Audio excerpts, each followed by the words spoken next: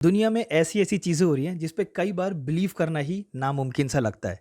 तो आज बात करेंगे एक ऐसे ही टॉपिक पे जो बहुत ज़्यादा सुर्खियों में चल रहा है इंटरनेशनली और नेशनली दोनों ही।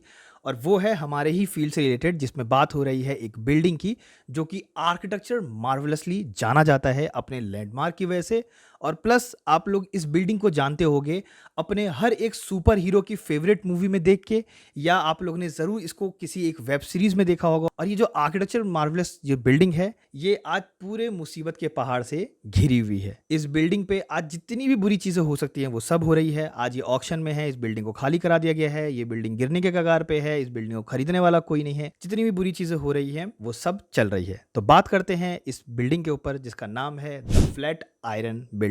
जी हाँ, मैं बात कर रहा हूँ द फ्लैट आयरन बिल्डिंग, जिसको देख के आप ये ज़रूर बोल उठेंगे कि ज़रूर इसका कंसेप्ट जो है वो केक के पेस्ट्री से लिया गया होगा, क्योंकि ये उसी की तरह दिखता है। इस बिल्डिंग की पॉपुलैरिटी इतनी है कि आपने अपने हर एक सुपर हीरो की मूवी में इसको ज़रूर से देखा होगा, जैसे कि स्पाइडरमैन जो कि 2002 में आई थी, first Spiderman, Godzilla, the Interceptor, the Amazing Spiderman 2, Ghostbuster 2, Tower Heist, Man in Black 3, Birdman and the international movie में आप लोगों ने इस बिल्डिंग को जरूर से देखा होगा लाइमलाइट में। इस 22 स्टोरी बिल्डिंग ने, जो कि 1902 से आज तक इस पूरे सिटी का लैंडमार्क बना हुआ है, जबकि इस शहर में काफी नए और बड़े बड़े स्काईस्केपर हैं, तब भी इसी बिल्डिंग को लैंडमार्क माना जाता है। इस बिल्डिंग को देखकर आपको पता चलेगा कि यह बिल्डिंग ऑडिटी है। ऑडिटी मतलब दूसरों से काफी अलग और अनयूजुअल दिखने वाला शेप। इसके यूनिक ट्रायंगुलर शेप ने फोटोग्राफर्स, टूरिस्ट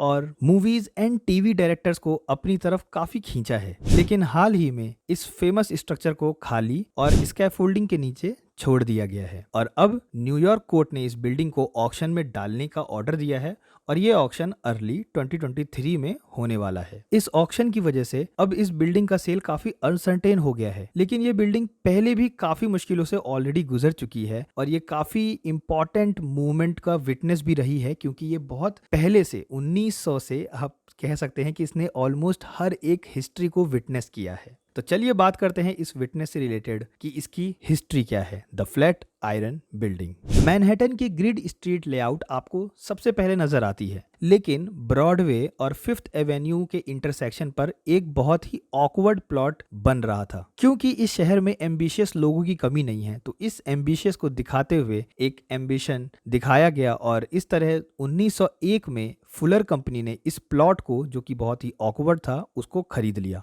उन्होंने इस जगह के लिए शिकागो के डैनियल बरहम को डिजाइन करने के लिए अपॉइंट किया था। बरहम ने एक आई कैचिंग और ornamental detail 22 story slice of steel and stone work का डिजाइन किया था, जो बाद में फुलर बिल्डिंग के नाम से जानी गई। इस बिल्डिंग को अप्रूव करने के बाद कुछ shorter residence and commercial structure को डोमिलिश भी करना पड़ा था, और उसके बाद इसके कंस्ट्रक्शन को फुल ऑन स्पीड पे किया गया। लेकिन क्योंकि इसका लैंड साइज जो है वो काफ़ी ऑकवर्ड था, तो इस टावर का अनयूजुअल फुटप्रिंट और बिजी न्यूयॉर्क स्ट्रीट के बीच में कंस्ट्रक्शन टीम को बहुत क्लेवर होना पड़ा। उन्होंने स्टील को इस बिल्डिंग का स्ट्रक्चरल फ्रेम बनाने के लिए यूज़ किया और स्टील का एडवांटेज उठाया। इस बिल्डिंग में 3500 टन से भी ज़्यादा प्री फैब्रिकेटेड स्टील का यूज़ किया गया है, जो पेनिनसिल्विया में बनाया गया था और कंस्ट्रक्शन साइट पर लाकर ड्रॉप किया गया था। फ्लैट आयरन बिल्डिंग, जो कि 1966 में, मतलब कि ऑलमोस्ट पूरे 60 साल के बाद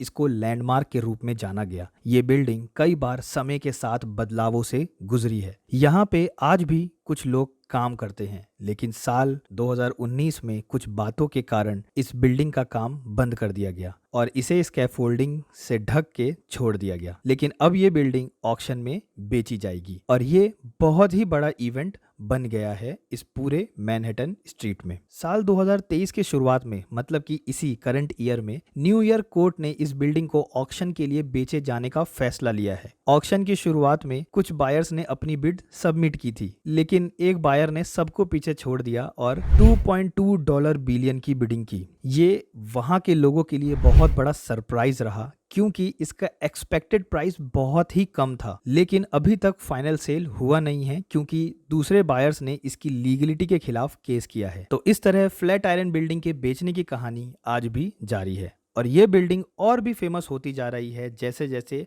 इसके दिन गुजर रहे हैं वैसे वैसे ये बिल्डिंग सुर्खियां बटोरती जा रही है। तो आप लोग ज़रूर से मुझे कमेंट बॉक्स में बताइए कि क्या आप लोग ने इस आर्किटेक्चरल मार्वलस बिल्डिंग को किसी सुपर हीरो मूवी में या किसी भी मूवी में आप लोग ने देखा है। अगर देखा है तो कमेंट बॉक्स में ज़रूर से बताइए कि कौन से मूवी में आप लोग ने देखा है। तो मिलते हैं फिर किसी एक नेक्स्ट इन्फॉर्मेटिव वीडियो में। तब तक के लिए आपको जाने की कहीं ज़रूरत नहीं है, आप लोग इस वीडियो को देख सकते हैं। इसको मैं रिकमेंड कर रहा हूँ आप लोग के लिए, क्योंकि ये आपका इंटरेस्ट बना के रखेगी और आपको और इन्फॉर्मेशन देती रहेगी आर्किटेक्चर इंडस्ट्री में।